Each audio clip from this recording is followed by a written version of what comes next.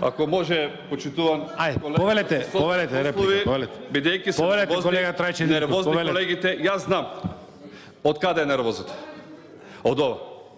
Од резултатите. Знаете што е? Се може да признаете. Сработеното, вистината и резултатите ќе ве болат цел живот. Ние направивме нешто. Ке се вратам назад, ми завршува кариерата, ке речам сум го направил ова и ова. Кажете вие со што ќе се пофалите. Ние направивме универзитет. А некој по чија иницијатива, кај што впрочем и вие гласавте, си го укинавте единствениот факултет кој што го имавте во Кочани. Ваше си е.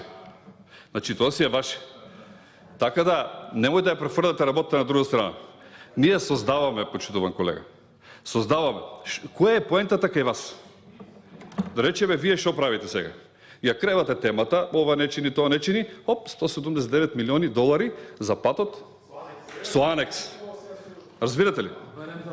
Три работи ќе ви кажам каде ви е грешката. Три работи ќе ви кажам каде е грешката.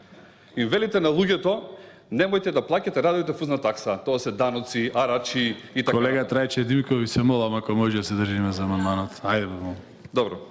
Сакам да спомнам во однос на манипулацијата, бидејќи тие имат министерство кое е за информации и ги финансира медиумите да зборуваат против нас и да кажуваат секакви лаги и манипулации.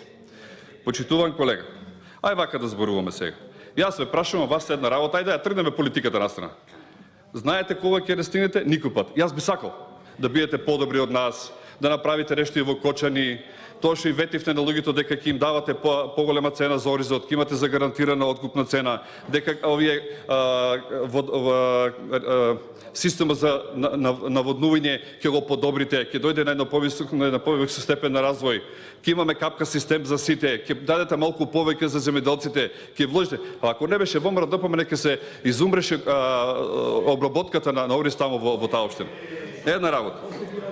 Вака сега да ве прашам. Имаме конкретна работа. Еве, гледам и колегата од Неготино се нервира. Еве вака една работа сега. Ајде да ве прашаме една работа. Имаме конкретен проект.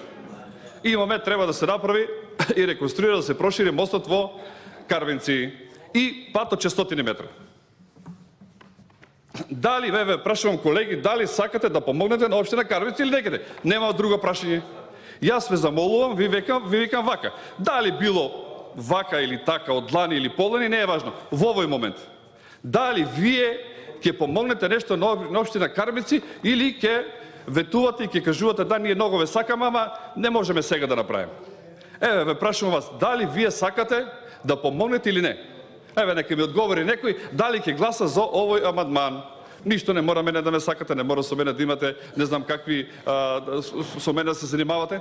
Граѓаните на општина Карвинци ве прашуваат и во населбата и во населеното место Карвинци. Дали вие, колеги, мислите како што мисли колегата Димитар Стевананџија, значи од Прилеп води сметка за секој граѓанин. Се јави кога требаше да дискутира за Кичево, за Охрид, за Куманово, за Штип, за Кочани, за секаде и за општина Карвинци. Тоа е разликата меѓу нас и вас, почитуван колега. Сега, едноставно прашањето. Ве молам, одговорете ми дали вие ќе гласате за овој амандман. Благодарам.